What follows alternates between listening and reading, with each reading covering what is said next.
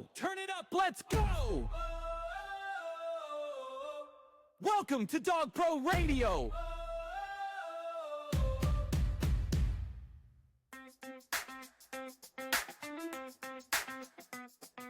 Welcome to Dog Pro Radio!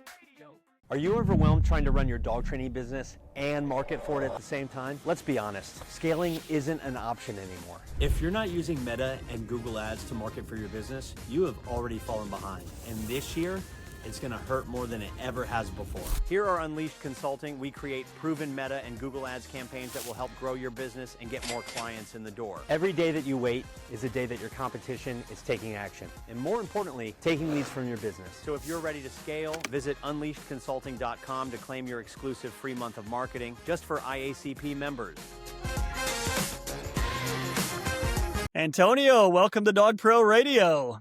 What's up, brother? Happy to be here. Yeah, man, I'm excited to have you on. We've had people asking for us to get you on, so we finally did it. That's funny. When I saw you at conference with the setup, I didn't want to be too pushy, but I was like I want to sit down and have a conversation. So I'm glad we were able to at least do it here. Man, I wish we'd been able to at conference. We would have gotten a lot of views on that. People at home, I know we got a lot of feedback thinking it was cool to see who all was at conference, who was wandering around. So I know people would have dug that. I wish we could have done that. Yeah, I didn't want to be rude though. I felt like most of the conversations were with the speakers, after their presentations. So I didn't know when there was if there was a right time to kind of jump in there. So I wouldn't want to be too pushy. Man, it was a new thing. Our hope next year is to do a lot more of that, a lot more sit down interviews. So hopefully we're able to make that happen. Yeah, I think it's a great idea. Even like a new member type thing, having somebody sit down first conference, tell me about your first conference. What's going on? What do you think? So, because it was my first conference. So, and it was amazing. I had a really great experience overall. That's awesome. And I think we should definitely dive into some IACP stuff at some point today for sure. Well, let me do a quick introduction for you. Yeah. My guess is all of our listeners probably know who you are already. If they own a cell phone or a computer and are in the dog world, they have to know who you are. But we have Antonio Diaz, leader of the Pack Canine Training. I pulled some numbers today, Antonio, and I wrote them down so I won't remember. You've got some beefy numbers online. I saw 449,000 Facebook followers, 676,000 Instagram followers, and 1.4 million TikTok followers. That's pretty wild. Good job, dude. Yeah. And thanks everybody that follows me. I appreciate you guys. Yeah, So, it's pretty cool. when are you going to start an OnlyFans? Because I looked, you don't seem to have one of those, and that's where the money's at, right? Yeah, I guess so. I don't know, man. I'm a married man, and so I don't feel like I got any business in that realm.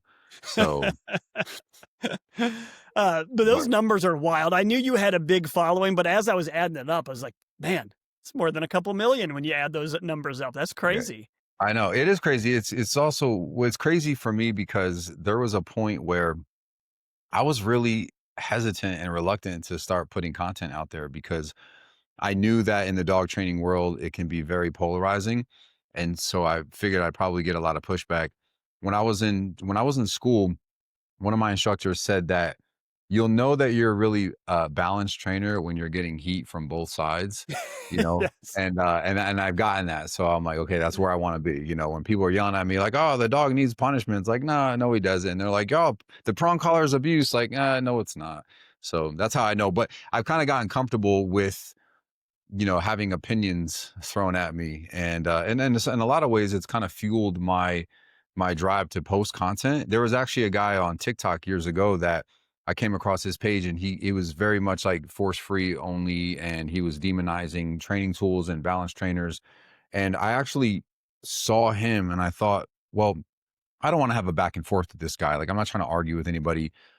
But it really fueled me to create my own content that showed my style of training, like my philosophy in the training world and how I do things. And I think for anybody out there that's watching and is thinking about maybe starting creating their own content, I would say be yourself and be truthful about the way that you coach your clients, the way you work with dogs, and then if it resonates with people, they'll follow you. Plain and simple. I think that's good advice. I like that what you said about when you make balance training videos, you're going to piss off everybody. Yeah, pretty And much. you have a video with a prong, and I don't mean you specifically. I've got some like this with a prong collar and treats, and you have some people complaining that you're using treats to teach the Yeah, dog to come, and then others that are mad you have a prong. And yeah. like, are you guys watching the same video? I know. One of my first viral videos on TikTok, it was me. It was a simple tip, man. It was like, and that's one another thing too is like it was a video that I really didn't think much of it. I just made it. I was like, this is what I do. This is something I teach people, and I want to share it. And it blew up. And it was me working with a dog, and I was like, if your dog is cutting in front of you, and you're feeding them from the opposite side, that's probably why, because your dog is walking here and you're feeding them from this side. So they're going to cut in front and try to, meet you in the middle and get that food faster.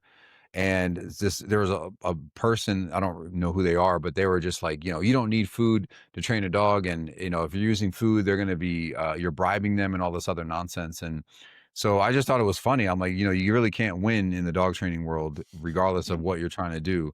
So, but it is what it is. I like it. So it's kind of fun sometimes. That is one of the challenges of social media, though, I feel like, where everything is such small snippets that Yeah. the people who say that, with food that you're just bribing, like, that's a fair point if you never Mhm. eliminate the food, and that's the only way they'll Absolutely. listen. Yeah. But Yeah. I think they hear what they want to hear, right? Or they see what they want to see. But it can be hard. You're talking, I'm assuming, about a TikTok length video. There's Hmm. no way you can get in all the information you want to that, right? You have to, Yeah. you put in what you can. Yeah, and that was another thing for me that was very difficult early on because when I think about any particular situation in the dog world, it's, as it's interconnected with all these other variables and situations. So if I'm giving advice about a particular dog, this is really relative to this dog. It's specific to this dog. It doesn't necessarily relate to every other dog, and it may not resonate with a lot of people that have a different type of dog. And that was something that was difficult for me because in the world of short form content, in my mind, I'm like, okay, but then there's this, and that. And so then I'm off talking for 10 minutes about one particular topic. So it was hard at first to take an idea and then really shrink it down to like one particular point and make the video about that. So that required a little work. In fact, I'm actually trying to reverse engineer that with regard to not Facebook, but YouTube, because YouTube is long format. And so now when I have videos, I'm watching them and I'm like, I need to cut this out and get that out and kind of get to the point. But on YouTube, people want all that information. They want the little details. They want you to expand a little bit more. So that's something that I'm trying to like shift my brain around because I'm so used to that short form content and just delivering like a valuable snippet of information in a short period of time. Yeah, and that goes back to, be yourself and then you'll find the right audience. If you Absolutely. watch some of Larry Crone's stuff on YouTube, they're like, he'll just show a whole session of him working with the dog, Hmm. right? And it's Yeah. not like sexy and quick with shortcuts and all of that. It's just like, but it's good dog training, right? And that Yeah. resonates with people.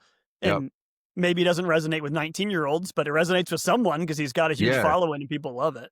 Yeah, and same with Robert Cabral. Like I've seen videos of his where, he's just talking about something and he'll have a 15-minute video where he's just talking about it, explaining things and breaking it all down.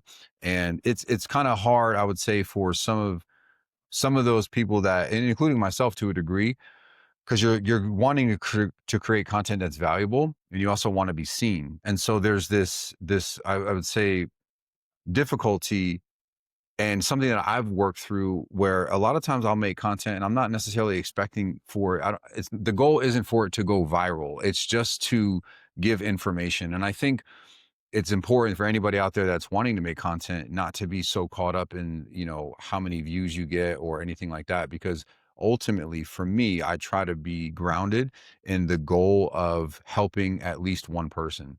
If one person watches that video and they're like, oh my god, that just blew my mind, like I'm going to go apply this right now, then that's really where the value comes from. And anything in addition to that is just a bonus. So if it happens to go viral, great. But if you do it from a place of service and trying to help people, I think that that's a really, really valuable place to be. I think that's great advice. And I think we've all seen some channels that'll have something go viral, but they have no other content. So Yeah, even if you get lucky with one video, it's probably not all that useful if you haven't built all the other and exactly. built an audience already and have other content ready to go. Yeah, definitely. Well, why don't we take a step back and why don't you walk us through how did you get into dog training and then just walk us Mm, through your whole story? How'd you get to where you are yeah. now? Man, so it sounds a little cliche, but I've loved dogs ever since I was a kid. Matter of fact, the book of the complete dog book, I had a book similar to that. I bought that book because it reminded me of a book that I had when I was a young boy. When I was about 3, 4 years old, I took a dog from the street and tried to bring him into my home, like legit. And I don't even know how a 3-year-old ends up acquiring a dog, but I remember his name was Rex. I do remember that.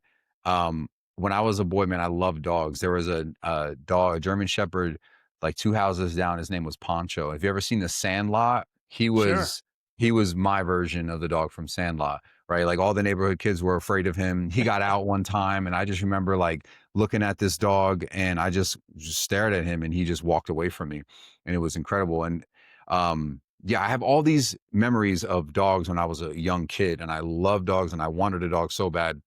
And I finally convinced my parents to get me a dog when I was about 8 years old. Her name was Tonka, and she came from the ASPCA. And by the time I was about 9, I had trained her to speak, roll over, hold a bone on her nose, and then flip it in the air and catch it, give paw, crawl, all these things, right? And I was just like obsessed with my dog. I loved my dog. Well, fast forward, I become a teenager, and then teenage stuff gets in the way. And so then I become a young adult. And it wasn't until I was about 30 years old, I got into a motorcycle accident. And I don't know what it was about that accident, but that was like the catalyst. And after the accident, I kind of was a little depressed. And for whatever reason, the only thing that I wanted in my life at that time was a dog. And so I started looking at, and then forgive me, everybody, but I was on Craigslist looking for dogs. And I had no idea at the time that it was such a taboo thing, right? So don't come at me, don't come for me. But so anyway, I find this dog. I was at work, and the plan was to go see 2 dogs. One was a male pitty, and then his female shepherd. I went to see the pitty. They had a couple other dogs. It felt like a backyard breeder situation. Just really wasn't digging it, and I was like, I'm good. Went to go see the shepherd, and the guy who was they were rehoming the dog because his wife was allergic to the dog, and she was a 9-week-old German Shepherd puppy. The guy was in the Air Force, and so we met in a parking lot after my work, and the dog, she just came running into my arms, and it was just like at that moment I was like, you're coming home with me. There's just no question about it. And I became obsessed with training. I wanted to have a dog that I could take anywhere, that I could take on hikes and be active with, and not have to worry about the dog being aggressive. I didn't want anyone to see me with my dog and think like, you need to get control of your dog. So I took training very, very seriously. And as I like to tell people, I kind of became obsessed with it. Even my wife would say to me, she's like, babe, can we leave Brooklyn at home? And I would say, why? And she'd go, because you don't pay attention to me. All you do is work with her. And I'd be like, babe, she's a puppy. I have to train her. I need to be able to bring her anywhere. And so this kind of created this thing where I would go out in public and I'd have her with me all the time, and people would always compliment me. So then I started to think, well, and I was also at a place in my life where I didn't know what I wanted to do with my life. So I had worked on motorcycles. I used to be overweight, and I lost a lot of weight. I got really fit. So I was like, I could be a motorcycle mechanic because I work on motorcycles. I could be a personal trainer. I could be a dog trainer. And I didn't know. So I finally decided that I was going to go to school and work on dog training because I felt like that was where it was for me.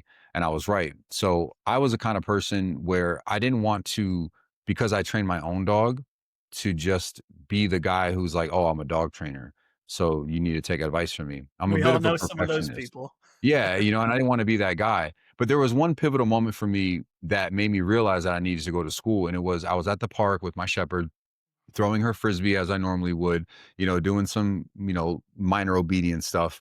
And this lady had, I think it was a Vizsla, and the dog came around and she took something of mine and ran off with it. And the lady she was just like completely embarrassed, chasing her dog around. And it was that moment that I wanted to help her. And I just really wanted to say, hey, I can help you. I can work with you. I can work with your dog. But before I did that, I questioned myself and I said, well, what if she needs help beyond what you're able to give her? And so that was a thought, was like, okay, well, how do I educate myself to a point where I can actually help people? And so then that was like the seed that was kind of growing inside of me. And then I would say about a year or so later, I finally decided to pull the trigger and go to school. So I went to Star Mark in 2016, graduated at the top of my class. And as soon as I came home, I got right to work, came home, started the business, or at least the legal process of starting a business. And I started reaching out to local rescues and offering my services for free so that I can continue to work with dogs and also help these dogs get homes. So a lot of my work early on with rescues was volunteer. I didn't ask for any money. I didn't want any money. It was my way of giving back to the community. That really helped in a lot of ways. Number one is it helped put me in front of rescues. It helped make them aware of a new trainer on the scene. It also helped me fine tune my skills and learn my craft and really start to understand dogs more. I can't tell you how many times I've seen trainers go to shelters and work with dogs and go, see, you don't need to do this with a dog. See, you don't need to do that with the dog. Look, they'll just take treats. And I thought to myself, bring the dog into your home and see how the dynamic changes. See how the behaviors start to unfold now that the dog is comfortable in the home setting. See how this rescue dog interacts with your dog, with your children, with your wife, with your husband, or whoever it is, your mother, your father, because those things change. So it was important for me to be able to bring a dog into my home and work with them at my own pace and learn each dog as an individual. And that really helped propel me in the community because the rescues would recommend me. And from there, you can say the rest is history. I mean, I really enjoy helping people. And I think that comes through a lot when I work with my clients. So when you started going to rescues quite a bit, you're a new dog trainer, fresh out of school, I'm assuming balanced training methods. Did you get pushback from any of the rescues? And did any of them say, hey, we're purely positive here, or we don't believe in tools? Was that an issue at all? No, not directly. There were some people that I interacted with that were like, because there's a lot of trainers that work with rescues, and rescues will even reach out to some trainers to see if they can help with the situation. So I wouldn't say that I got pushback per se, but I definitely I would be in the same realm with other trainers that weren't using any tools. But no one ever really said anything to me. And I think as far as the rescues were concerned, what they could see from me in the way that I would teach and instruct them, it's fair. It just seemed fair and it made sense. And plus I've worked with a few rescues that would even mention how there were like force-free trainers and trainers on the other side, let's say compulsion based, that they were just like, yeah, they were having us avoid stuff a lot, or I think they were giving too hard of a correction for the dog. And I would always come in and kind of find the balance to that. And I think within the realm of dog training, even in a certain situation, I can go from having to give a dog, let's say, a strong correction to now I'm rewarding them like crazy because I'm trying to be clear with communication. And there are many different reasons for that. But I think that they saw that. So I was lucky enough that I never really had anybody questioning or pushing back because they could see for themselves that the dog was actually progressing, they were doing better, and that the dog wasn't shutting down or anything like that. What you just said, I think, is one of the hallmarks of a really good dog trainer. And it's not a human skill, it's more of a dog skill, the ability to go from correction to praise or happiness instantly. Hmm. Yeah. Humans obviously dwell on stuff, right? And like after punishment, the human, that's being punished might still be unhappy. And the person that did the punishment might be unhappy, parent, child, whatever. But obviously dogs aren't like that. I know I coach clients on that all the time. If you have to correct, do it. And then Yeah. right away it's done because that's what Yeah. dogs do. You watch a dog correct another dog and it's done instantly. And Right it's after that, done. it's back Yeah. to itself. Yeah. I tell people sometimes like good cop, bad cop. You're both. You want to be firm, Nice.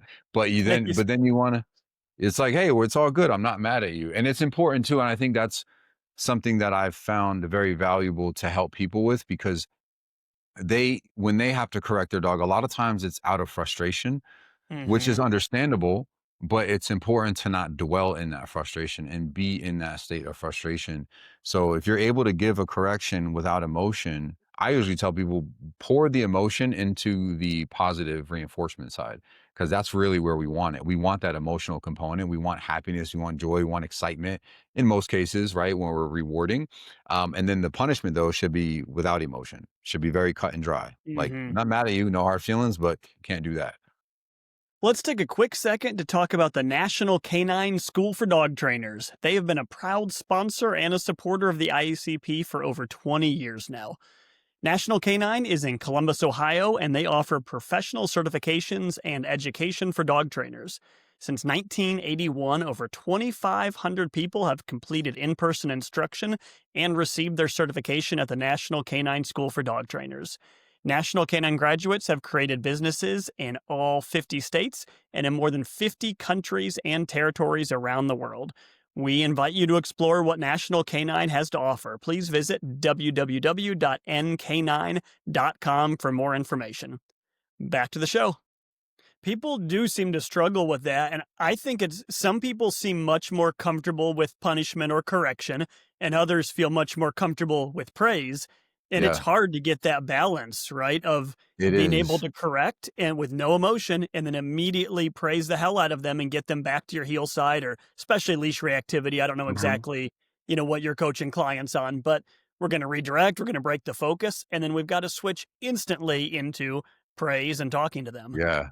Yeah, I agree. One of the difficulties I would say is working with clients on either end of the extreme. People that are just like, the idea of putting on an e-collar or a prong collar, they're just like, I can't do it. I can see it in them. They're like, oh my God, we're going to hurt them. And then I have other people that are just really hard on the dogs and Hmm. they have this different outlook on the relationship between humans and dogs. And I think both people can be difficult in my experience to kind of bring into the middle. Um, Sometimes to be completely honest, I think the people that are more compulsion based or view dogs as like, hey, you need to listen to everything I say. I think those people sometimes are a little bit harder to sway to the side of like, hey, you need to ease up. You got to be compromising.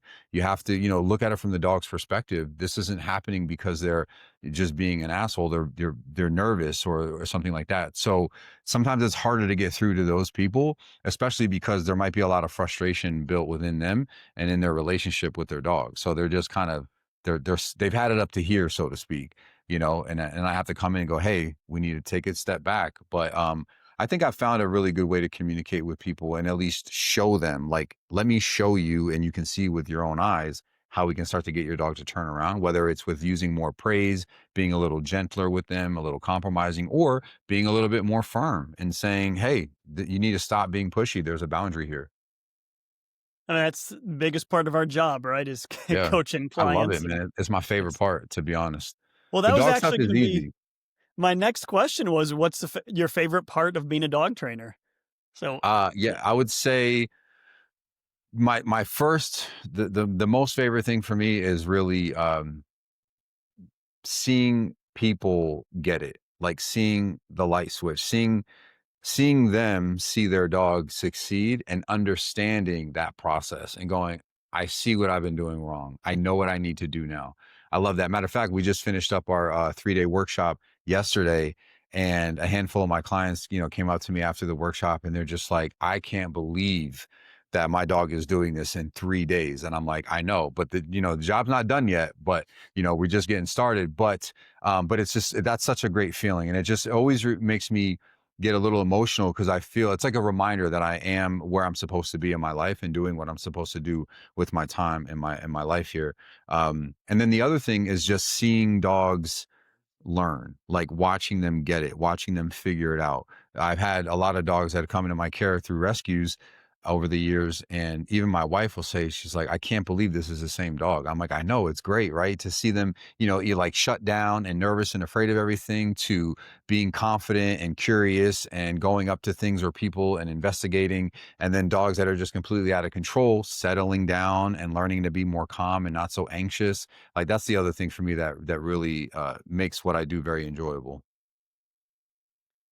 I mean, no question, we've got such a rewarding job where we're able to Yeah, change people's lives and dogs' lives. And I feel like there's pretty few jobs where you get to really change someone's life on a daily basis. It's pretty awesome. I agree. Yeah, I've often thought about the trainers that say things like, I don't like, I hate people or I can't stand people. And I'm like, I don't know if you're really in the right business though, unless you're just training dogs like only. And I don't know how that would really work. You know what I mean? If you're just Hmm. training the dog and maybe giving the dog to somebody else to teach another person how to handle that dog, but there's really is no way around having a human interaction when you're in the dog training world. So I think people that are struggling with that and don't like people need to like reassess or at least try to get a little bit happier with people. I don't have any issues. Like a good example for me is I've had a lot of people, clients and just random strangers when in conversation, I let them know what I do for work and they'll say, I bet it drives you crazy when you see a dog pulling at the end of the leash. And I go, actually, it doesn't bother me at all. And they go, really? Why not? And I'm like, because first of all, that's none of my business. I really don't care. If a lot of people are happy with that, they think that they're just like, yeah, I'm just letting my dog enjoy the environment. They're on a sniffari, as they like to say. And that's fine.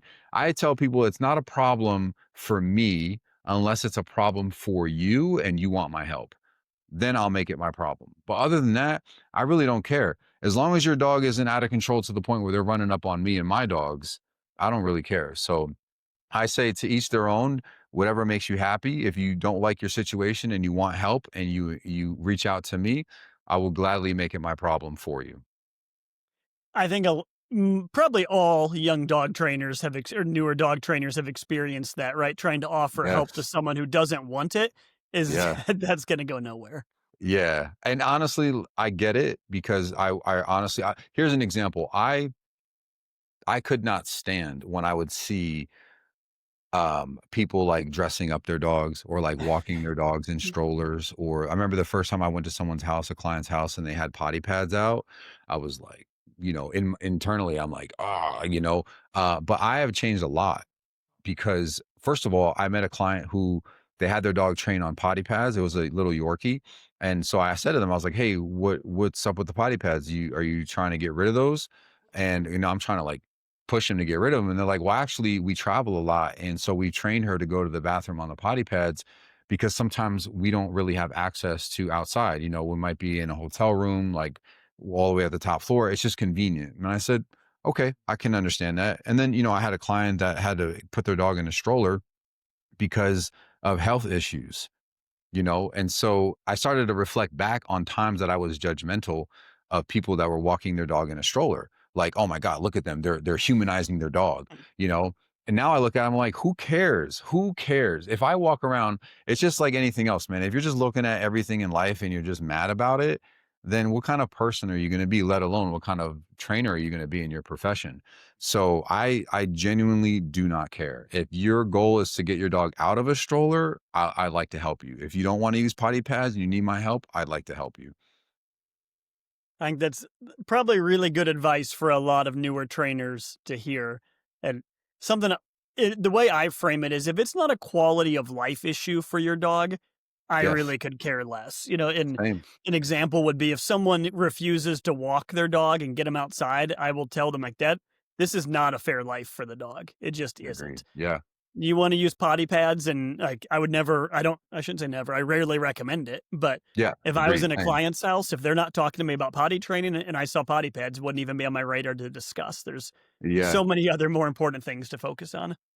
Yeah, I agree. And another way too for me is the thing that I would say is with regard to like access to furniture. A lot of people have their dogs on the couch, or they'll say, and I think this is a reflection too of how people view dog trainers. Because I've been to a lot of homes where when I ask people questions, they go, I know you're going to be mad at me, and I go, no, it's fine.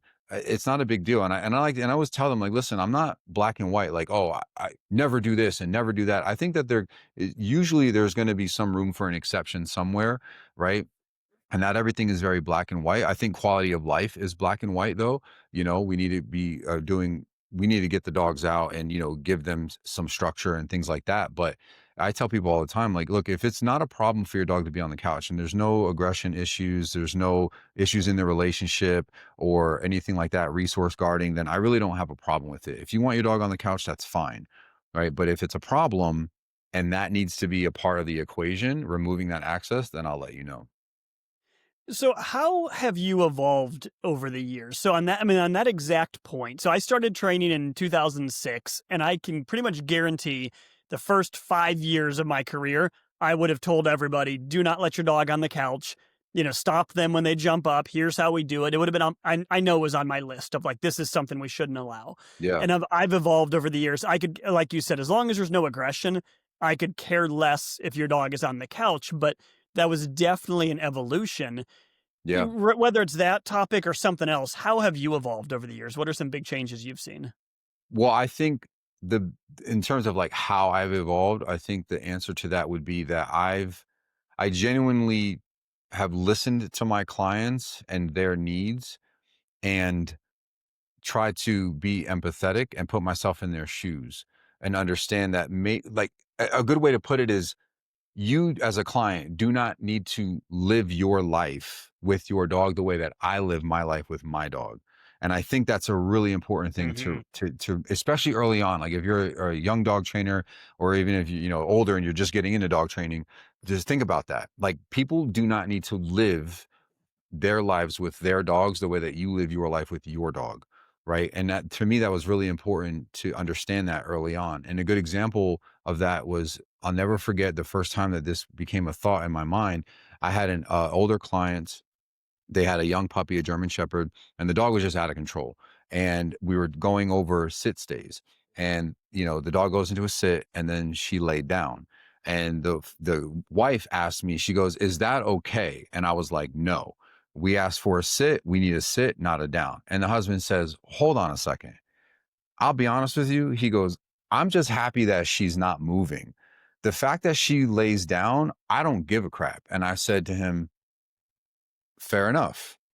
I thought to myself, okay, well, I'm not going to press this guy. Like, no, your dog needs to sit, because he was clearly happy with where they were. Was I happy? No, I needed, and then I thought about that.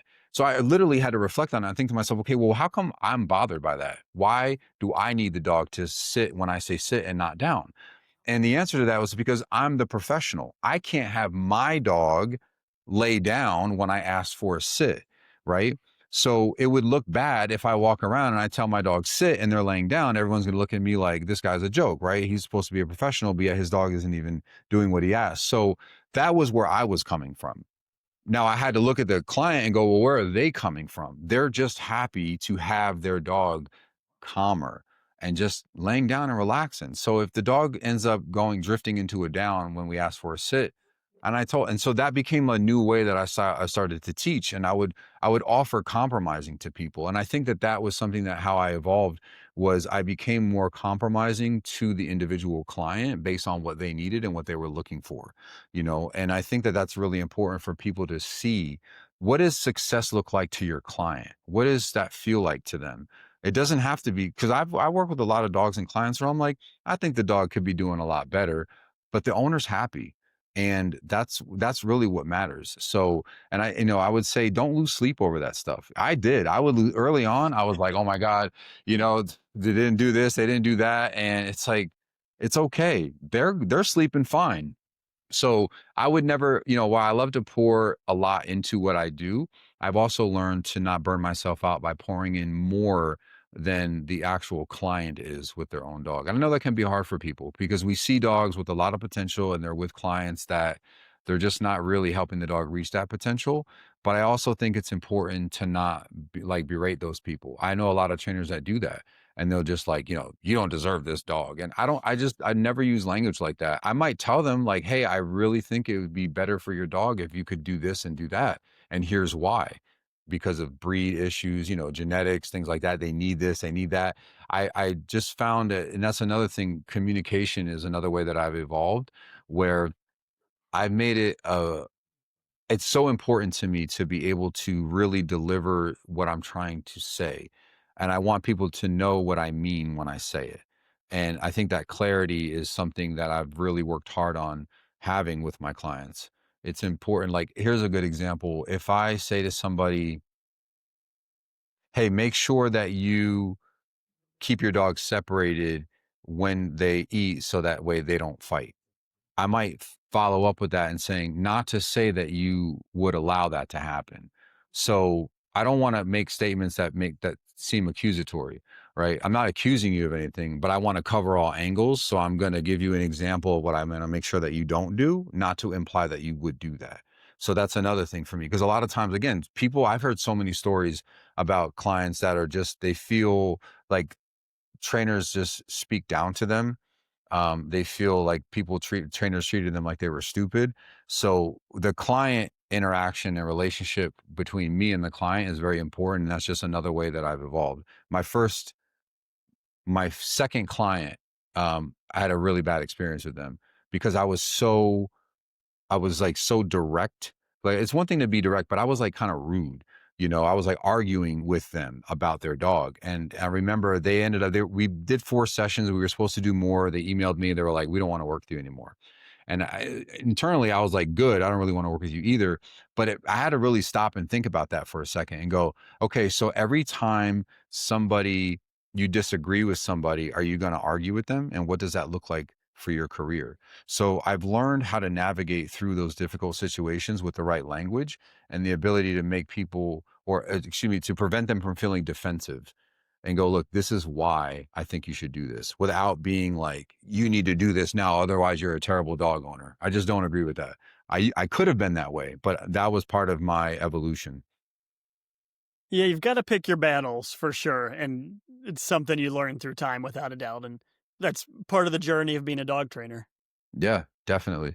I love it though. It's such a great, I love doing it. I love talking to people, and for me, when they asked me this at conference, they were like, what does balance training mean to you? And it's always meant to be able to find the balance between the dog owner and the dog. To me, it's like trying to compose music. You have to find the right level. You need a little bit of bass, a little bit of treble, a little bit of this, a little bit of that. And to me, each combination of dog owner and dog is like its own symphony. And I'm trying to help find the balance so that it just works perfectly according to them and for the dog. And that's where the balance comes. Sometimes we need people to be a little bit more compromising here and a little bit more firm here. And sometimes they have those reversed, you know what I mean? And so to me, that's the beauty of balance training, is that we can apply certain tools and methods where appropriate, so that both the client feels that they're making progress and so that the dog feels like they're being treated fairly.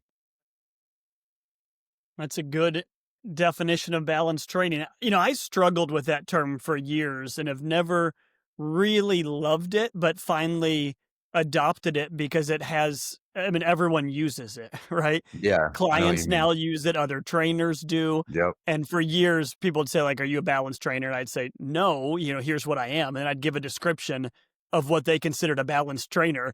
And finally, I'm like, you know what? I'm done. I'll use the word. What was your description? So to me, it's a balance between correction as needed and positive reinforcement and large amounts Hmm. of praise. And it's Yes. the idea that there's actual balance, not middle, not here's compulsion, and here's purely positive and it's exactly the middle. You're It's correct. a balance like a scale, and it's adjusting constantly based upon what the dog needs. Yeah. And so then explaining to clients, like, right now he might need tons of positive reinforcement. And on this command, he might never need punishment or corrections on this command. But on that command, the come command outside, we're going to need a Yes. lot of positive reinforcement. And from his behavior and his body language, everything I've seen, we're going to need some sort of correction there. It's striking that correct balance. Yeah, I agree. So I finally gave up. I'm like, if I'm just going to explain what they think balance training is, and, now I'm just being stubborn. So I adopted the Yeah. word. On my website, I put rewards-based balanced training I like because that. here's the reason why. Because all of with the force-free community, when they say science says, XYZ, they always say reward-based training, right, is the most effective, which I agree Hmm. with, right? But then they go, aversive based training is bad for dogs, which at face value, I agree with that. Because if everything in your training is based on punishment, then I don't think that you're going to have a great relationship with your dog. But that doesn't mean that we can't use punishment in the communication and with dog training. So rewards based means that, and I'm sure you would agree that majority of what we're doing is based on positive reinforcement. I want to highlight all the good things that my dog is doing and let them know this is exactly what I want from you. But I also want to be clear and go, you can't do that. That's not allowed, and definitely not that. Right. Hmm. So it is based in rewards. So that's kind of like my long-winded, expression of like what I do, rewards-based balance training. And I think it's fitting because again, that's pretty much like when I tell people I want to be 80 to 90% positive reinforcement and 10 to 20, depending on the dog, is going to be punishment or aversives as needed. Yeah, punishment has become such a dirty word. I And, know. but then, yeah, and I know you have these same conversations, but you explain to people, would there be any punishment with your child if they did X, Y, or Z? And they're Yeah. like, of course there would be. Like it Yeah. stands to reason. I mean, all living creatures need some sort of aversion or punishment to learn not to do. If the thing feels good and they enjoy it more than the alternative, they're probably going to keep doing it unless there's Yeah. something that tells them not to. Yeah, I often even explain to people how what the role is of a punisher to stop unwanted behavior.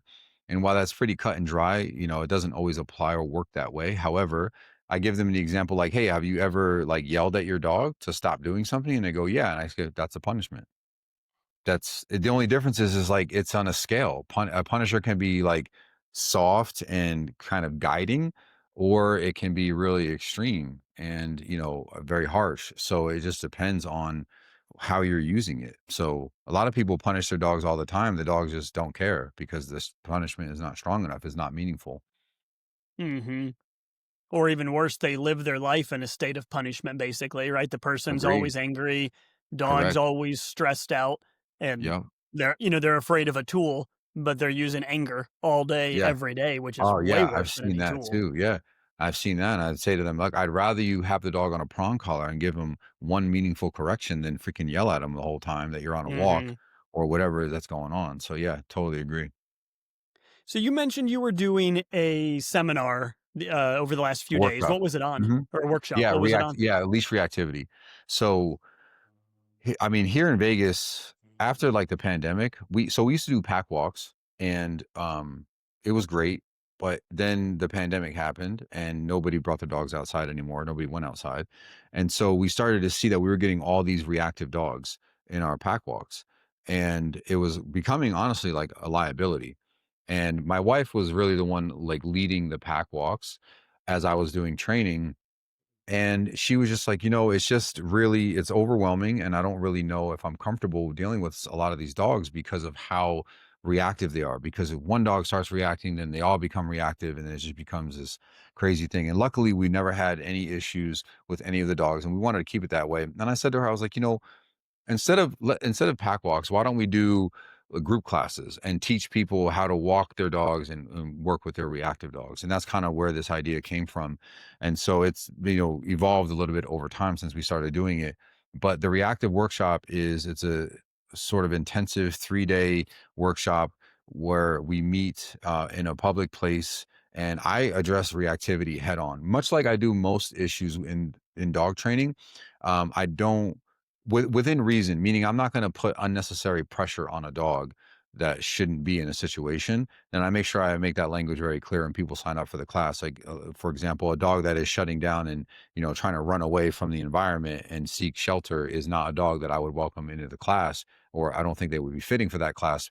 It's more about dogs that are, even if they're fear based, they are lunging out and they are using aggression to create space, or they're so overly excited that they're frustrated and now they're like biting on the leash, redirecting, or they just completely lose their minds when they're in a particular situation. That's what the class is really focused on, and just straight up aggressive dogs. So it's a great class. I mean, we've been doing it for a few years now, and really great success. People love it, and I enjoy doing it because it's a really common issue, at least here in Las Vegas, with leash reactivity. So it's fun for me to do. Man, it seems to be common everywhere in the United States, at least from what I've seen. Yeah, especially in the States. I mean, I don't know who I was speaking to recently, but I was saying how when my wife and I were in Europe, we were in Spain, and I believe it was Valencia. We're walking around, and my wife pointed out, she's like, there are so many dogs here off leash, And for the male dogs, you can tell that they're intact, you know? And so she's like, and they're not neutered. And she's like, and they're just walking around and they walk past another dog and maybe they do a quick sniff and they just keep walking. She's like, how? And I said, the lifestyle is different. The culture is different. These people bring their dogs with them everywhere. They walk from their home down the street to the coffee shop. You know, they sit down, they have a coffee. At night, they have a beer. They're hanging out with friends. The dog is there. The dog is used to being in these environments. Here in the States, and in particular, Las Vegas, you know, the community structure isn't the same. Our city isn't that walkable. Some of the neighborhoods are, but because the dogs are so isolated and then they're exposed, and the way that it happens, they become reactive. Lack of socialization, and again, I think the biggest issue is lifestyle. And so this is why I try to encourage my clients to get outside with their dogs, engage with their dogs, expose them to things. So many people are afraid to do it, and I understand, you know, they're because they don't know how to handle it. So they avoid it. And I think that that just exacerbates the issue. Yeah, and it's hard, right? If you avoid it till they get a little bit older, like imagine a perfect world scenario, and I'm just making this up, but what if we all lived in little areas where there's 30 houses around and half the people have dogs, and when you get a dog, you let it go each day, right? And it goes around to the other 30 houses and there's 15 dogs around, it gets to know them. There's Hmm. nowhere, there's no, huge roads for it to get run over by semis or whatever. You would never have issues with socializing, right? And you'd never Yeah, have issues with control. But we can't put puppies down most places, right? Because, like you said, busy neighborhood, you can't set it down. There's cars, there's whatever, yep, zipping by. And then the dog gets a little bit older. And then now, even if you get it to the appropriate place, well, there's no way you can just let it go because it's old enough to run from you at that point.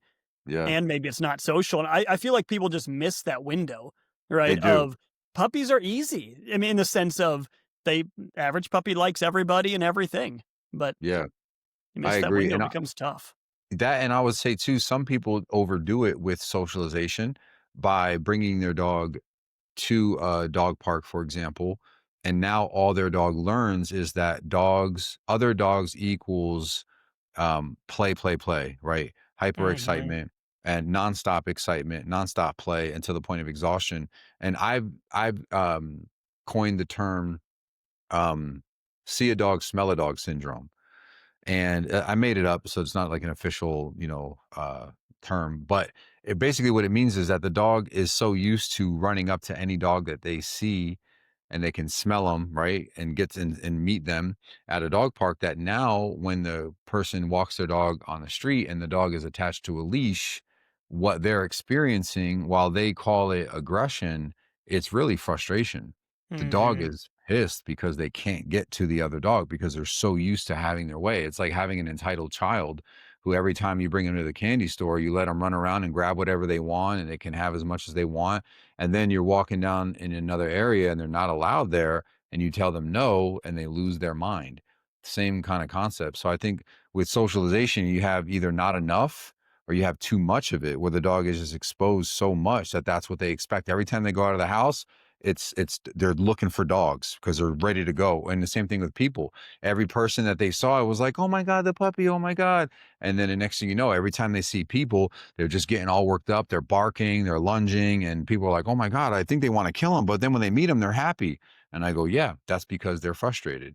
And so it's like it's a fine balance, man. And this is why I love Mhm. what I do, because Yeah. I love being able to explain that to people and they go, oh my gosh, so that's why. And I'm like, yeah, and here's how we fix it, and then leading them into that. So it's great. So let's circle back to reactivity for a second, especially with what you just said about the over socialization and the dogs then become frustrated. So reactivity, I would assume you would agree, is a word that's used all the time. We Yeah. actually just did a podcast episode last week for my company podcast, and I think it's titled like "What the hell is leash reactivity?" And the point of the episode is, as a trainer, that really tells me nothing when I hear a dog is leash reactive. Maybe Yep. he's aggressive. Maybe he wants to kill somebody. Maybe he's a German short hair pointer that's been over socialized and is just barking and he's frustrated. Maybe he's fearful. Who knows? And then, funny enough, I saw on YouTube today, Ivan Balabanov just released a video basically saying, hey, trainers, quit using the word reactivity, which I loved. I was like, that's exactly, I love that.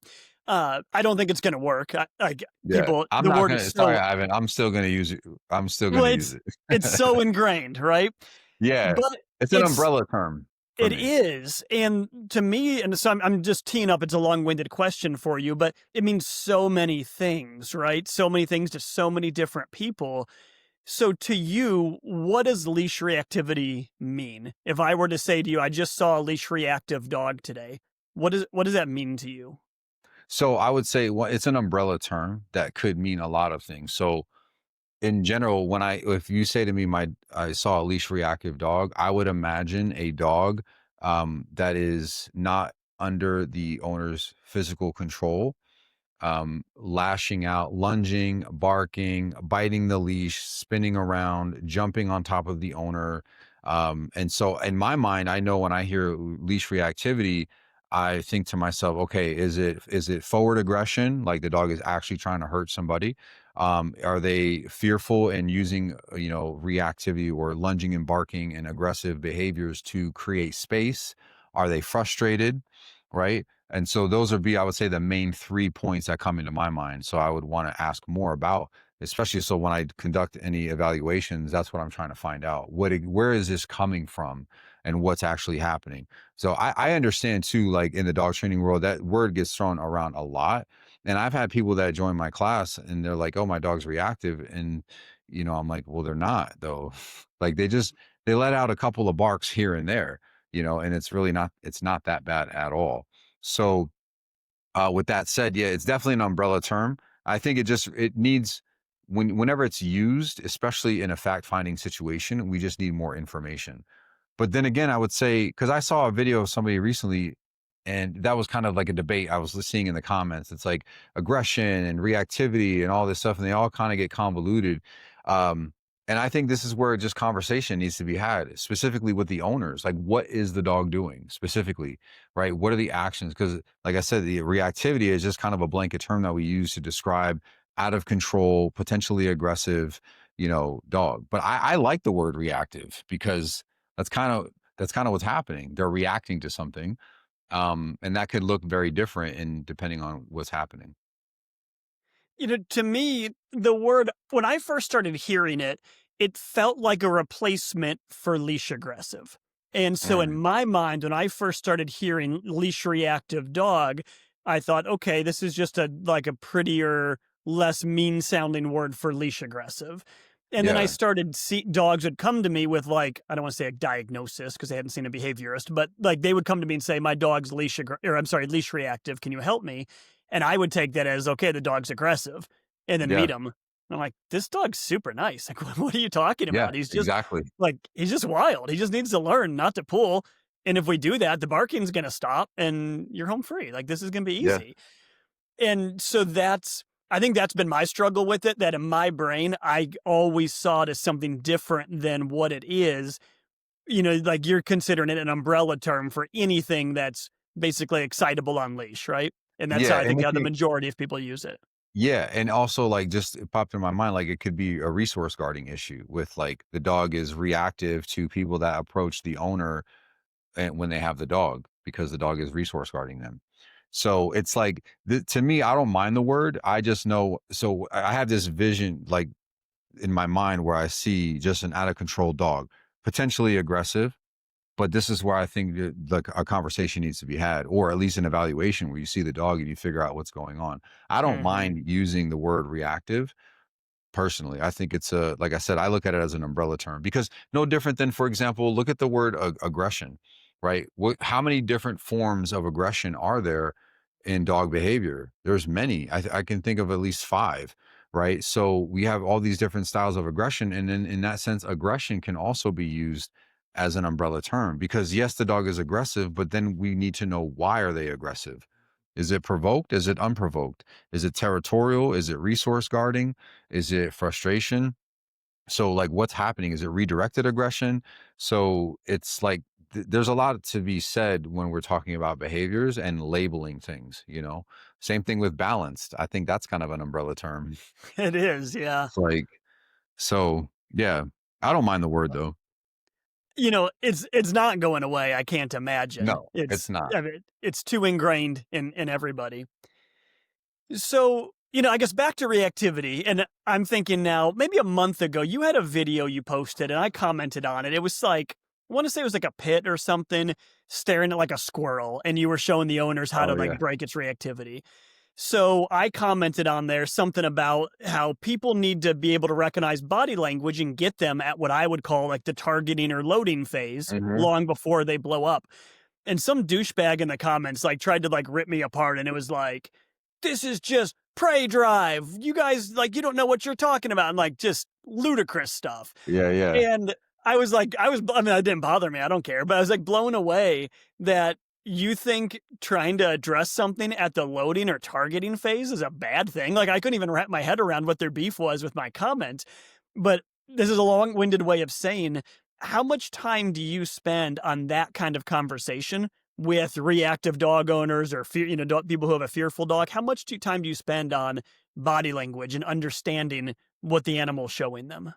Yeah, a lot actually, because one of the things in the distinctions that I try to help people understand is that, like as an example, with a nervous, timid, or fearful dog, a lot of times because of the history of reactivity, the owner will pull on the leash when the dog is actually expressing curiosity. So they lean in to get an air sniff and then they're getting corrected. So I explain to people, I'm like, look, this is what air sniffing looks like. And I explain to them, for example, the different postures that their dog will take versus like curiosity versus like hyperfixation, right? Like super zoned in and fixated on something. And then also in some situations, I don't necessarily think that the hyperfixation or loading is, I don't label it as like a bad thing. It's just something to be aware of. Because for me, the way that I train, while we could agree that it's not necessarily good for the dog to be loading up, I have seen with my own eyes dogs that I work with that will begin to load up, but because of the training that we've implemented, they're able to actually have self-control, and they have a thought process, and they make a decision to actually turn around and look at the owner and engage with them, or to turn their head and just walk away. And that's exactly what I'm looking for. So when I'm training, I'm doing a few things. One is I'm trying to prevent the dog from initially loading up and trying to get them to disengage with whatever they're about to load up on and engage with the owner or myself. And then I want to actually allow them to go through that whole range of motion so that I can go, don't do that. Right. You need to be more mindful about how that loading up and decision to take that action yields a consequence now. And so I think that my approach when I'm working with my reactive client or their dogs in my workshops is I'm really big on giving the dog more freedom to make their own choices and understanding how their choices have consequences, good or bad, and the results of those and what those look like, and putting it on repeat. I want to help the dog make the right decision, but I don't want to be micromanaging them, right? Every single time. The dog needs to understand that you have to be in self-control and you have to be able to exercise that. And I think that's huge. When people start to understand that, it helps them relax a lot more and be able to actually observe their dog and understand what's happening in these moments as they unfold, because they're very dynamic. It's not just, oh, look, he's this and that's all he is. No, he's this and then he's that and he's this and he's that, and behaviorally and what's going on in their mind. And a lot of that can be shown through their body. So I spend a significant amount of time breaking that down for people. Yeah, I think that's key. And I mean, everything you said there about, letting the dog target or load at some points in time, but you're making a conscious decision, right? To allow that Correct. and you recognize it. And Correct. that to me is Yeah. what's so crucial for dog owners to be able to recognize it. And then you can decide, is this a scenario where it's appropriate to let this play out, or is Yeah. this not? And that's based obviously on too many variables to list right now. Yeah, absolutely. But I mean, it's great when you start to when like I'm working with people and we let that loading happen, because I'm like, look, do you see the difference? You see the stiffness in their body, ears forward. Maybe they start to lower their head or they pick their head up, right? Depending on the dog. Um, and just like all these things. And so this is also an opportunity for them to be able to practice good timing. If we are going to allow the dogs to go through the full extent of their behavior, I say, okay, get ready to provide that correction if they choose to go into that state. But I don't, and goes into what I preach to my clients about not punishing dogs for looking at other dogs. I don't agree with that. As an example, though, to the contrary of that statement, if I have a dog that's loading up and I'm asking them to turn away and they're not doing it, to me, I'll give a correction for that. I'm asking you to do something. I'm not really a fan of punishing a dog while they're fixated on another dog. I want to be able to give them direction. I think that that happens too much, even without the I would say, I want to say assistance, but without the recommendations or direction of a bad trainer, a lot of people tend to just pop their dog's collar, regardless of what collar or setup they're using. They're just adding agitation because their dog is fixated and all they feel is this, Hmm. as they're fixated. And I'm like, we don't want to do that. We want to teach them to turn and look away. If they don't look away and we've asked them to look away, now we can be clear about why we're actually giving a correction. I'm not correcting you for looking necessarily. I'm correcting you for not turning away when I ask you to. And I think that that's a very important distinction for the dog to understand so that they know that the correction isn't happening because of other dogs. It's happening because of yourself, either your lack of response or the action that you're taking because you're actually trying to pursue that other dog or whatever it is. So, to me, like, Yeah. man, I could talk about this stuff all day because And I love it. I feel like that's the age old lie about, people, whatever you want to call it, aversive training, punishment training, whatever. And they'll say you tug on the leash and it's going to make the dog more aggressive because he's staring Yeah, at the other dog. And my thought is like, yeah, if you're doing it like a moron, maybe. exactly. But any Yes, good trainer, of course, is teaching the dog what he can do, not just what he can't. So what I'm hearing you say would be, I'm not just going to tug and say no, no, no while he stares at a dog. I'm going to tell him something he's supposed to do, and he's something he exactly. knows, right? Yep, Probably heel, I don't know, maybe place, whatever, something. And if he does it, you're going to praise the hell out of him. And if yep, he doesn't, you're going to correct. And then when he does, you're going to praise the hell out of him. And I think yeah. that's, at least to me, the distinction a lot of people miss is they have this idea in their head of like, I'm just going to correct him as he looks. That's never going to work unless you correct so hard he's afraid to look. And obviously that's not Exactly. good.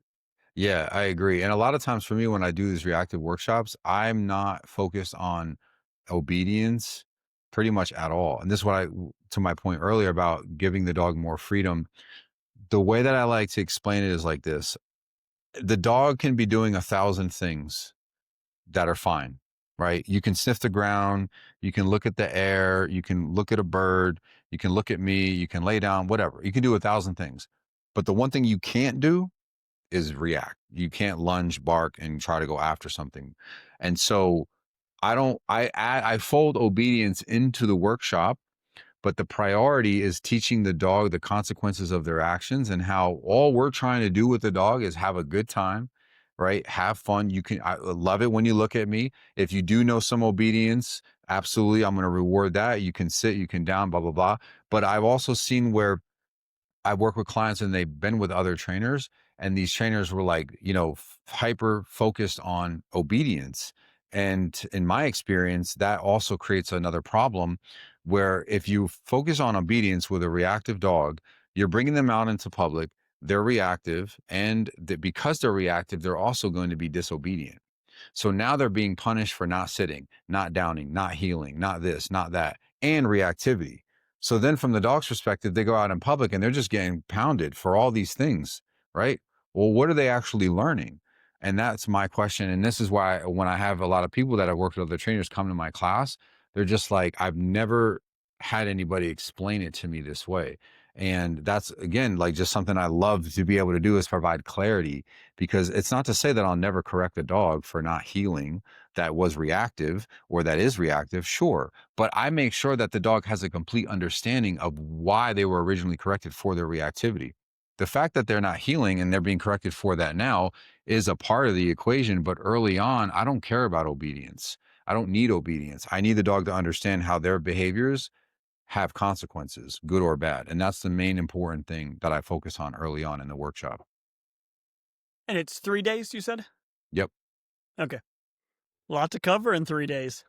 It is, yeah, it's a lot. But I also have been doing like bonus Zoom calls. So, I encourage people to take video content so I can see them working with their dogs, obviously without me there. And then we break it all down and the class learns together.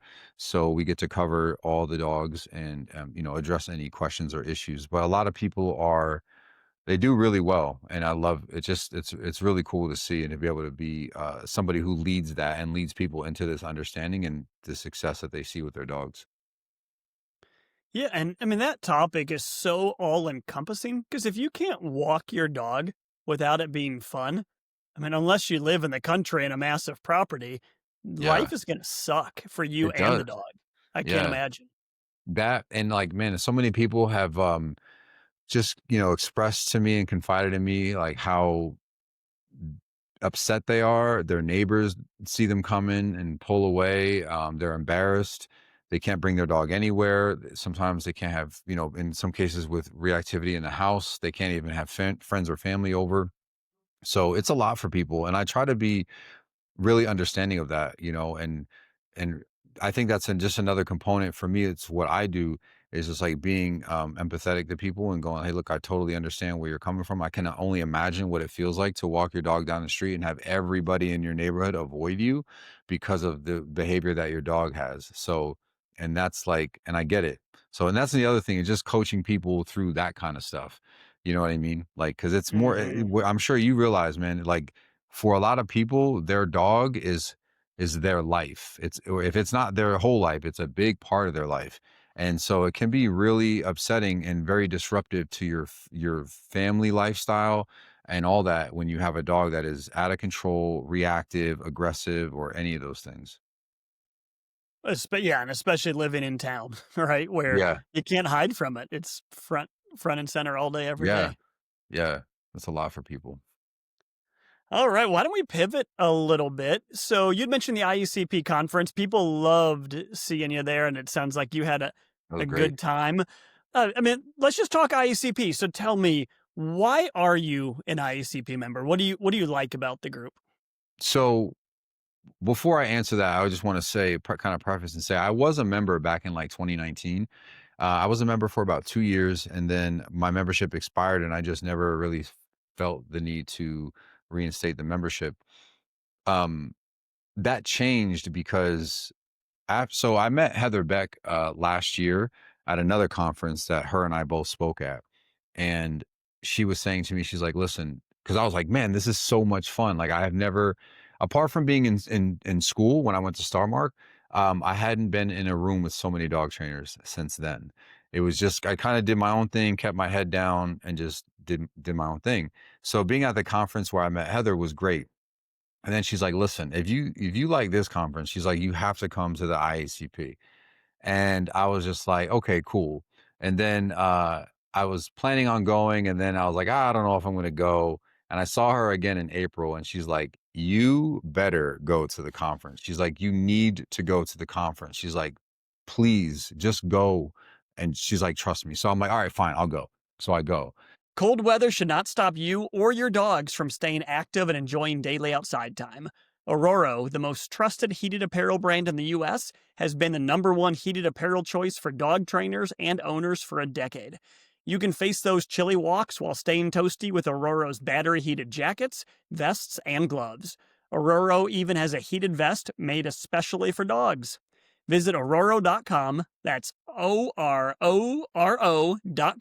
to find the perfect heated apparel for you and your pup.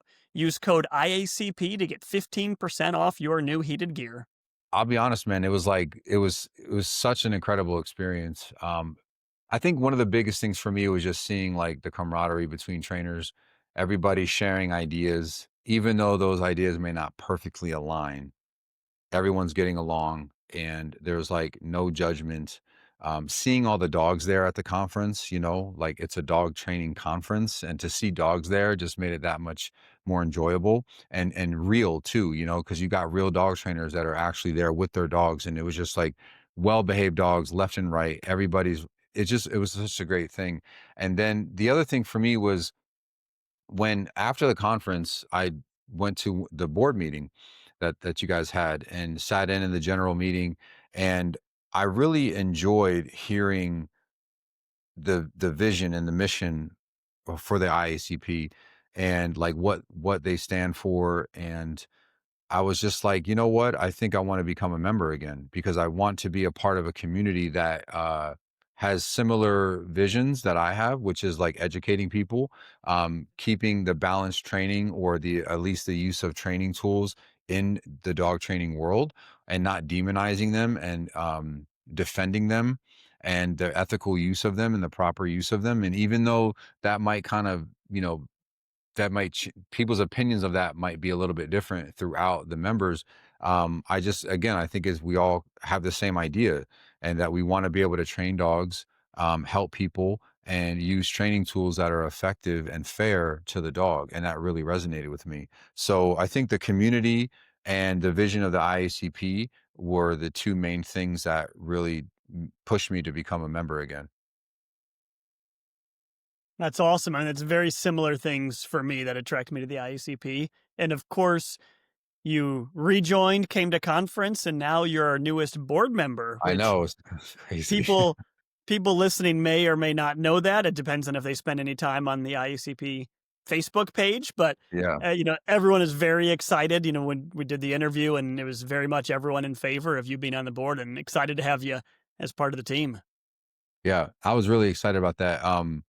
I'm especially excited because, as the director of education, I mean, when I started my business, my like motto was to educate, empower, and encourage people to be better dog owners for their dogs. And I think that that just flows perfectly into my role as director of education to help encourage, empower, and educate dog trainers to be better dog trainers for their clients and their clients' dogs. So it really goes right in hand with what I love to do, which is educate people. So I know that it's more than a title, and there's a lot of work to be done, and I'm excited to be a part of that journey and really to hold such a great position and to be a leader for the IACP and just be on the team with everybody on the board. Man, it's like it's a really a privilege and an honor. And I think you're going to be amazing running education. And it, to me, kind of goes back to what you just said about what you like about the IACP and what you liked about conference is there's a lot of trainers that not everybody agrees. I mean, how sick would it be if we all agreed on everything? Like, and I don't mean Yeah, sick as in cool. I mean, like, as in that's unhealthy. If we all yeah, agreed, that's a big problem. Like in life in general, no one like if everyone agrees on anything, that's pretty bizarre, right? And yeah. whether We you don't need say an echo chamber. science or yeah, I mean it changes and evolves. Like look at how you train now versus years ago. It's different. Same with me, Yep. same for any good trainer. And what I like about the IACP is we have like you meet trainers there who say, I don't use prong collars ever. It's just not my thing. And and then you use others who use prongs a lot, and some use e-collars a lot, some don't use them.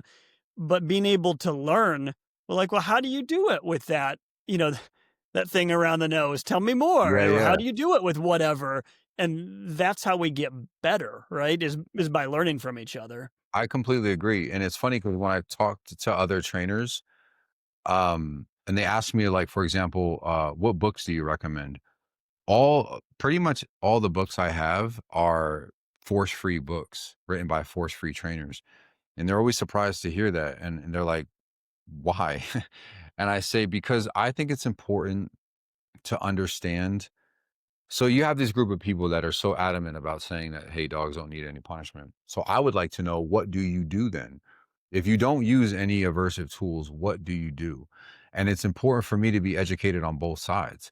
So the way that that's valuable for me is when I have a client that is hesitant or reluctant or just outright denies the use or refuses to use an aversive tool, I have other options. I really want to help people. So I'm willing to say, okay, look, even though it kind of is driving me crazy because I know your dog needs a correction or they need a prong or something like that, I can still work with you and I can still show you some things that we can try that may not get you to your exact goal, but we can get you close, right? Maybe with some extra management.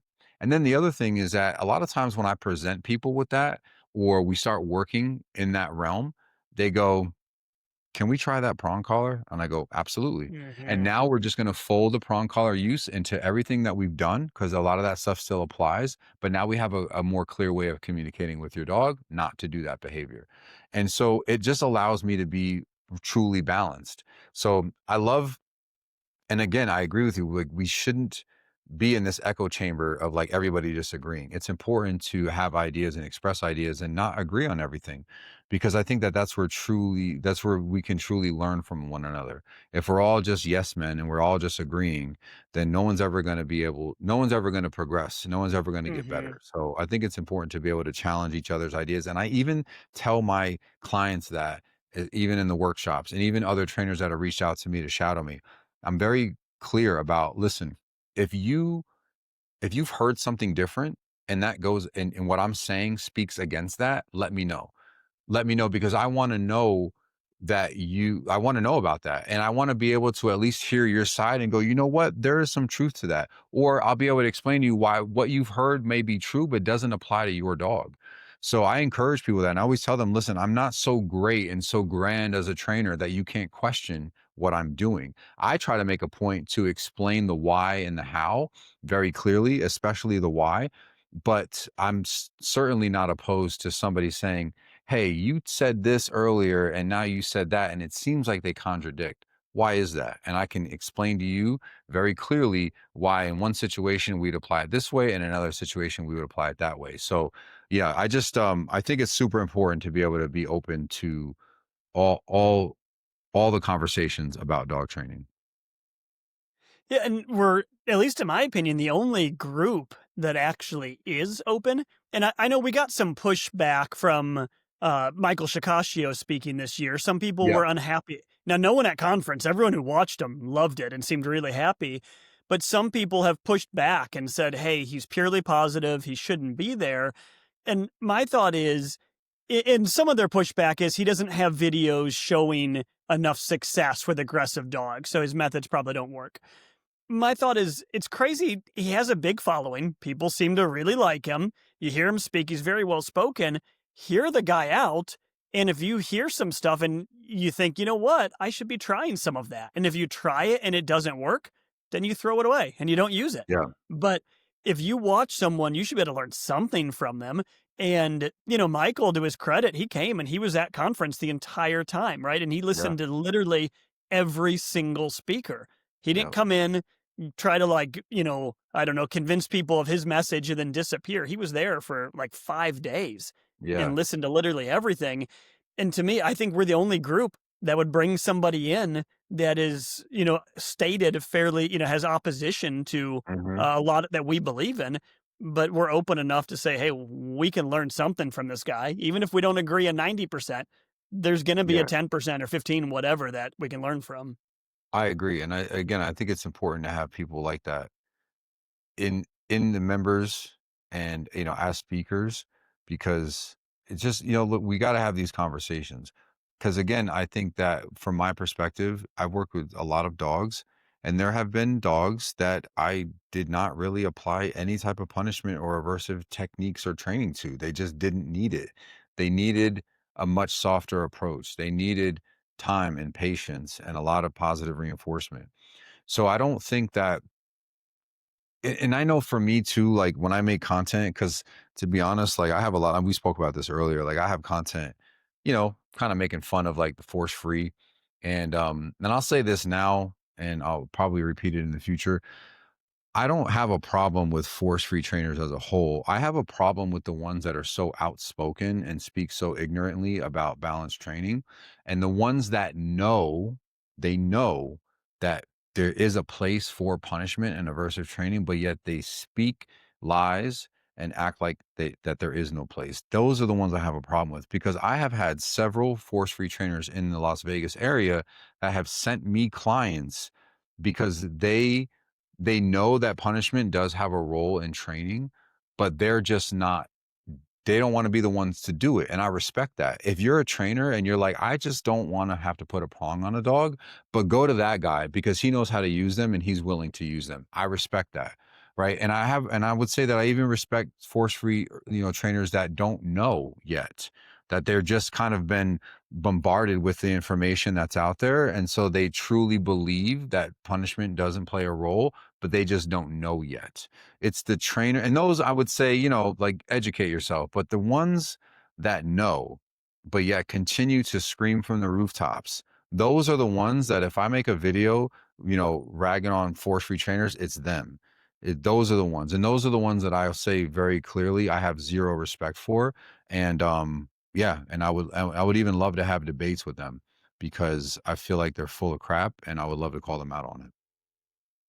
Well, the ones you're thinking of, I'm assuming some of them, of course, I mean, they make their living by the controversy, right? Of They don't course, make their yeah, living by by training dogs. They make their living on the controversy, absolutely, and yeah, and that's what they do.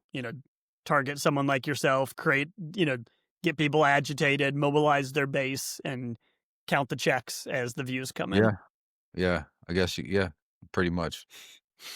And I think that, and also to be honest, I think just kind of like seeing some of the ones that I've seen over the years, I think there's a lot of like self-righteousness that comes from that. Like this virtue signaling, like I don't use those tools.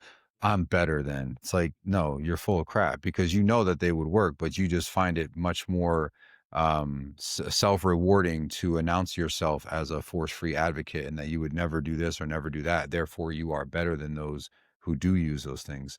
And that's another thing that I see, a lot of self-righteous talk and behavior. And I think that if you're like I mean, I look at myself and sometimes I put out content and I'm like, I know that it looks bad. I know, and I tell people this all the time. Look, if I could train dogs with just food and love and belly rubs, that'd be great. In a lot of cases, like I have a dog that I'm working with now.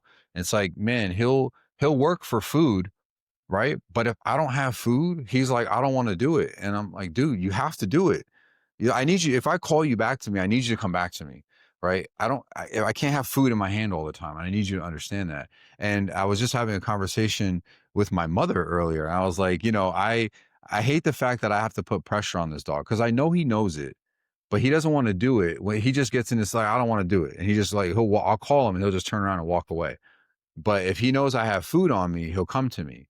And so, and this is for me where I like to tell people, like, listen, I don't enjoy having to use an aversive approach with a dog. I would much rather just be able to be all sunshine and rainbows and butterfly, but that's just not reality. I can't expect my clients to have a treat bag on them all the time in order to get their dog to listen to them. That's just not, it's not fair to the owner. And I don't think it's appropriate for the dog because we can't always have something available to them as a reward in a realistic situation or just in life. So, and I think that's important for people to recognize. Well, I mean, life is full of punishment, right? And Dr. Melanie Uda talks about this a lot. Great. Nature's full of punishment. Like, I mean, so much of nature is punishment, right? An animal Yeah. does something and they get injured or hurt by whatever. And think about the punishment the world could inflict on your dog to teach him not to do something. He could learn not to run off by getting hit by a car. Yeah. Do you want that? Obviously Yeah. not, right? Or he could learn not to run up to new dogs by getting bit in the face. Yep. That's punishment, right? And it's going to make him less likely to run up to new dogs. But I can think of a lot better ways we could teach him not to run up to new dogs than letting that happen. I completely agree. And that's something that I try to frame for my clients. Like and again, like, the exam, and because I'll say this to people, like this may be an extreme example, right? Your dog runs, we need a recall, and then they run away so they end up getting hit by a car. Hopefully that never happens. And obviously that is a bit of extreme example, but to me, that's just, it's all training is preparation essentially, right? We're trying to prepare the dog to be in real world environments and teach them how to respond in those environments. That's what we're doing. We're preparing them. And so in order to be prepared, these are the measures that we have to take, right? That's what training entails. So again, I've been blessed and I'm very lucky. I have great clients that I work with over the years. And so a lot of people I think are trusting of me enough to listen to me. And I've had several clients, or matter of fact, in my workshop, I had one, she's an amazing woman. I worked with her years ago, and a lot of the stuff that she does with her dog is in the realm of like force-free training. So I remember the first time I met up with her, we did a private lesson and I was like, I think she would benefit from like a prong or e-collar. And she was like, ooh, can we wait on that? And I was like, yeah, we'll wait. No problem. I was like, listen, I just want to let you know, but I really think she could. She came to the workshop, and first day I said to her the same thing. And she's like, okay. She goes, I'm not saying no. And I said, okay, I'm just letting you know whenever you're ready. Second day, I said to her, I was like, listen, again, I want to offer the opportunity to let me show you how we'll use it. And on the third day, she finally said, okay. And we put the prong collar on her dog.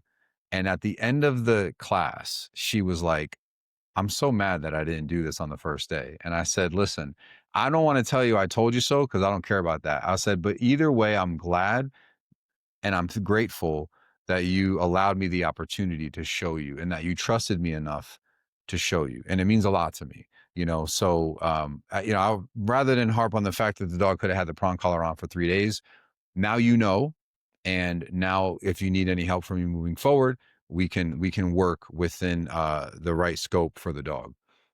So Yeah, and I'm assuming you've probably learned through time that if you'd pushed that lady hard on day one, she would have said no, right? And then she would never try that tool, and then her dog would never get the life it deserves. And yeah, I feel like yeah, that's part of like what we talked about earlier, growing up as a trainer and maturing. yes. And kind of going back to what I said earlier, just about being fair. In the same workshop that I just finished this weekend, I had another client, and her story was this: she had a husky shepherd mix, like Malamute shepherd mix, and she worked with her first trainer, prong collar, strong corrections, ended up creating redirected aggression. So the dog ended up biting the owner because of these strong prong collar corrections. So then the trainer says, okay, well, you know what? I think your dog needs an e-collar. And she was like, I'm out of here. We're not trying other things, right? So she was completely turned off, and rightfully so. So then she hires a force-free trainer.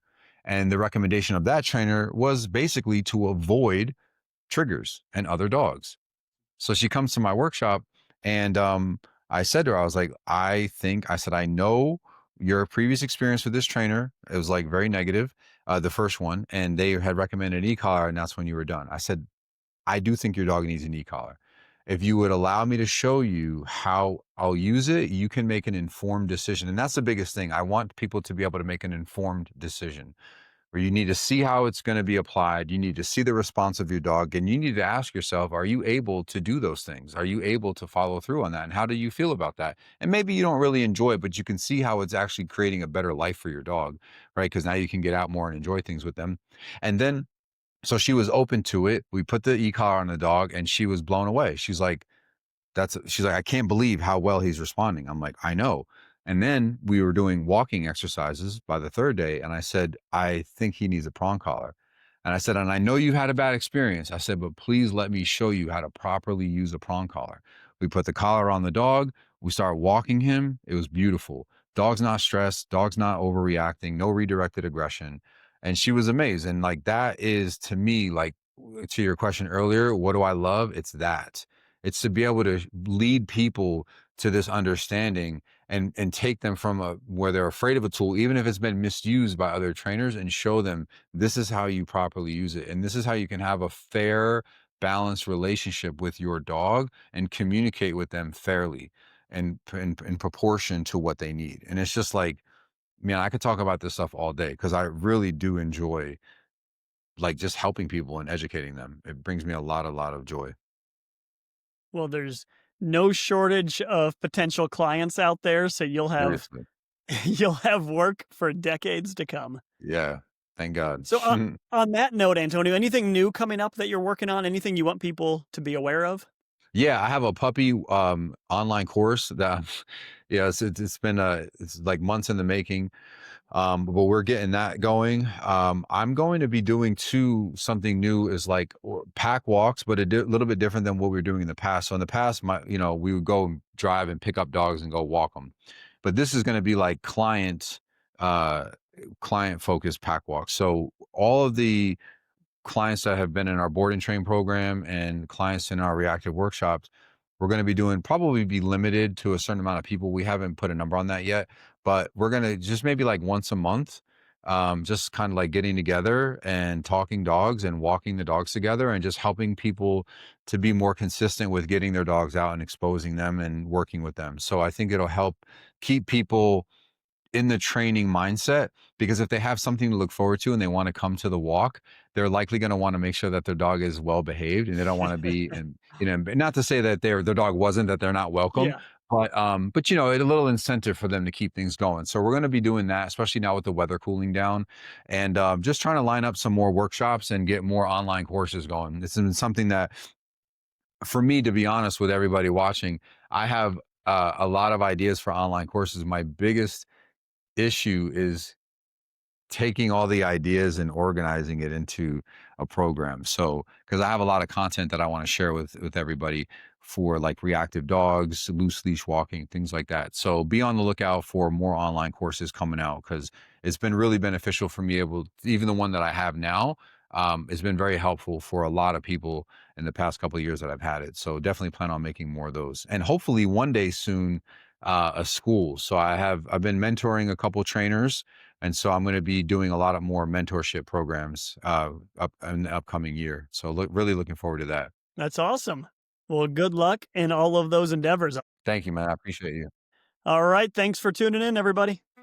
Welcome to Dog Pro Radio. Yo, Listen. Dog Pro Radio, yo, act to watch. It's Dog Pro Radio, brings back the buses. Dog Pro Radio, and mates alike. Dog Radio brings back tonight. Dog Pro Radio, yo, act to watch. It's Dog Pro Radio, brings back the buses. Dog Pro Radio, and mates